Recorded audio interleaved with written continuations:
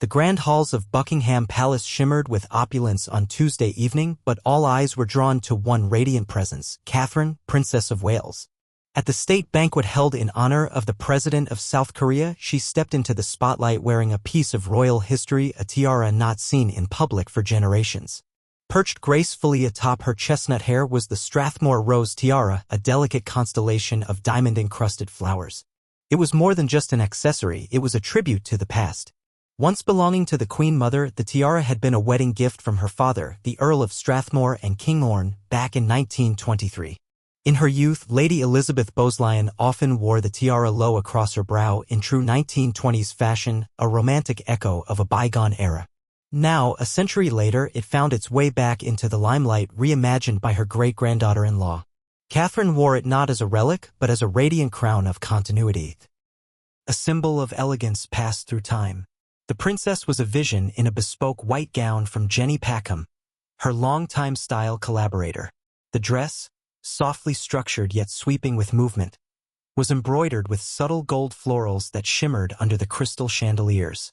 Packham has often dressed Catherine for some of her most memorable red carpet moments, including the now iconic glittering gold dress she wore to the James Bond premiere in 2021.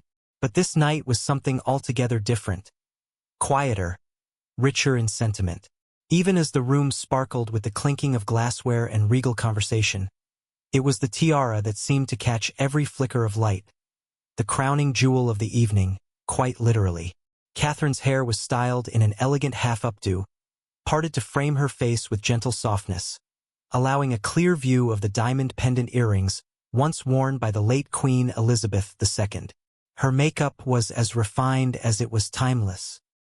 Softly blended smoky eyes, a touch of rose on her cheeks, and a cool pink on her lips, nothing too dramatic, everything just right. She looked not only beautiful but grounded, an image of poise rooted in tradition yet confident in its modernity. Earlier that day, the princess had made another memorable appearance as the state visit began.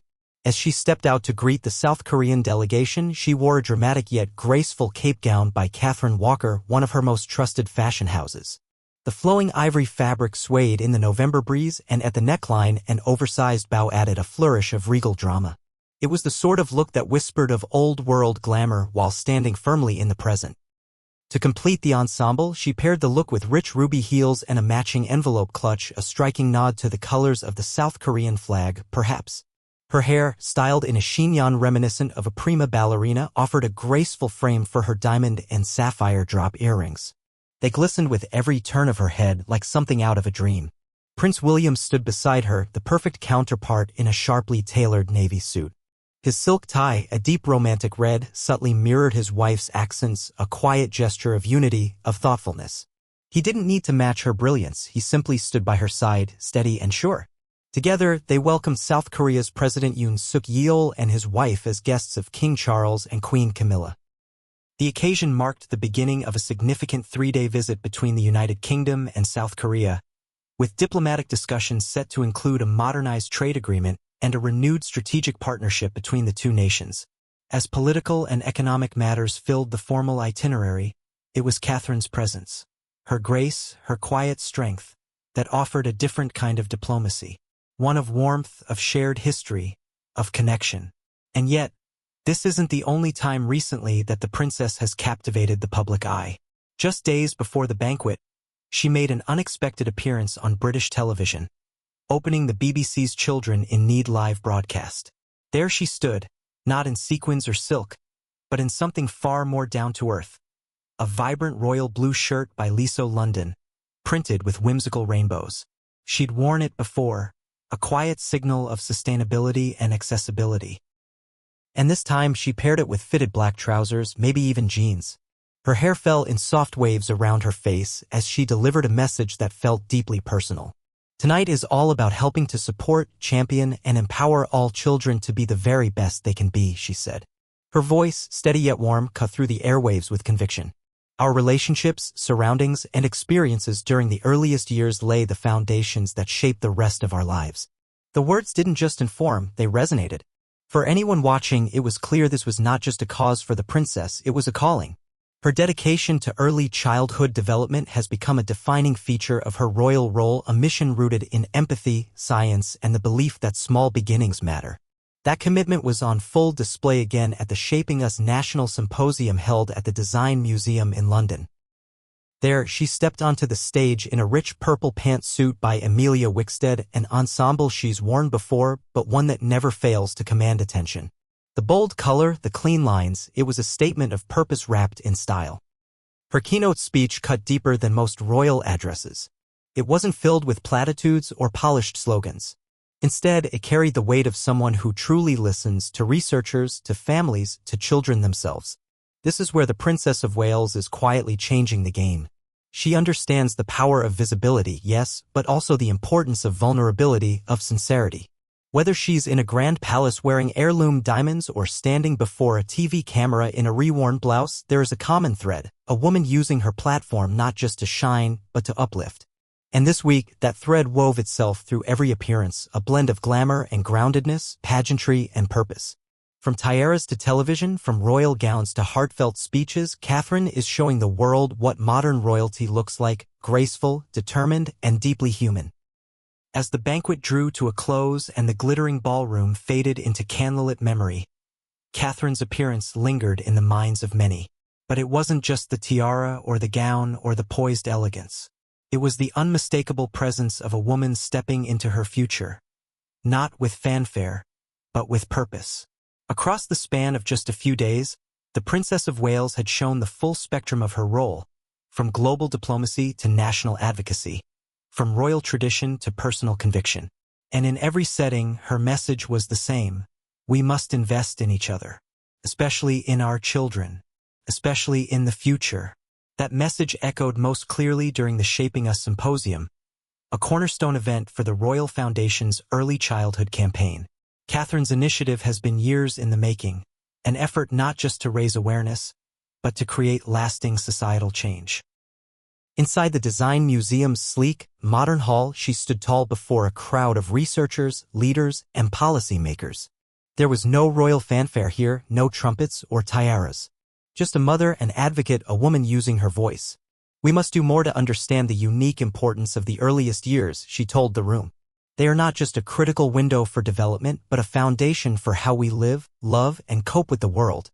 You could sense the emotion behind her words, not rehearsed, but lived. Perhaps it's that authenticity that continues to draw people to her. For all the royal regalia, Catherine feels accessible. Her sincerity is never diluted by her status.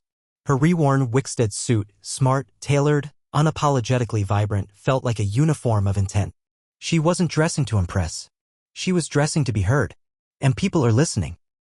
Back at the state banquet, Catherine's ensemble may have dominated headlines, but it was her consistency that told the fuller story. Whether in couture or campaign wear, she never strays from her purpose. She embodies something rare, a sense of personal mission woven seamlessly into the public role she plays. Even her quiet sartorial choices speak volumes. That regal white Jenny Packham gown with its restrained sparkle wasn't merely about looking beautiful. It was about continuity, a nod to British craftsmanship, to heritage, to her deep respect for the institution she represents. The gown didn't overpower her. It elevated her. In fact, Catherine's entire approach to fashion mirrors her approach to leadership, thoughtful, intentional, always layered with meaning. From recycled outfits that promote sustainability to color choices that honor her hosts, every element is considered. Nothing is performative. Everything is personal. And her impact? It's expanding. Just a week before the South Korean state visit, Catherine was spotted making another quiet statement, this time through television. Her surprise introduction on Children in Need brought millions of viewers face-to-face with her advocacy. And again, it wasn't about grandiosity. It was about connection. Dressed in that cheerful rainbow print blouse, she spoke directly to the camera and, by extension, to every child watching. Helping all children become the best versions of themselves, she said, isn't just a nice idea. It's vital. Her tone wasn't lofty. It was kind, grounded. It was the voice of someone who understands the complexities behind the statistics, the fractured homes, the overlooked potential, the quiet struggles of children who simply need to be seen. She sees them. And that, perhaps more than any crown or custom gown, is what defines Catherine. Her ability to inhabit the grand stages of global diplomacy while never losing sight of the everyday child in need of a champion. Even her recent engagements outside the spotlight reflect this. She has been visiting nurseries, sitting down with teachers, spending time with health workers. No cameras. No speeches. Just listening. Learning. Bearing witness to the very stories she speaks about on national platforms. It's that duality, the graceful royal and the grounded advocate, that's shaping her legacy. Prince William, too, has stepped confidently into this season of their public life. His steady presence beside her, whether in navy suits or military uniform, speaks of partnership, not hierarchy.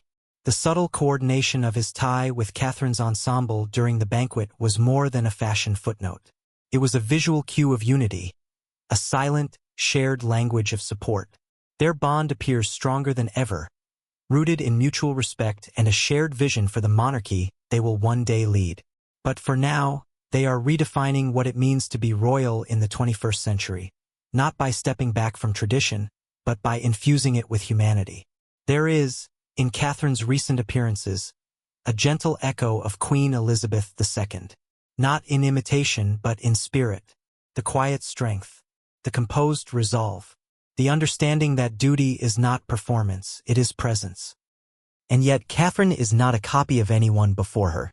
She is carving her own path, one rooted in compassion, modernity, and clarity of purpose. She's not simply preparing to be queen. She's preparing the world for a new kind of queen.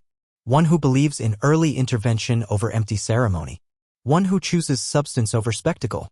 One who wears a century-old tiara not just for its beauty, but for what it symbolizes, legacy, endurance, and the passing of wisdom from one generation to the next. As the South Korean state visit continues to ripple through news cycles and as the images of Catherine in her breathtaking ensemble circulate across continents, the takeaway isn't just about fashion or tradition. It's about transformation. A woman once introduced to the world as a commoner now stands poised to one day wear the crown not just on her head but in the way she carries her role. With grace. With purpose. With heart.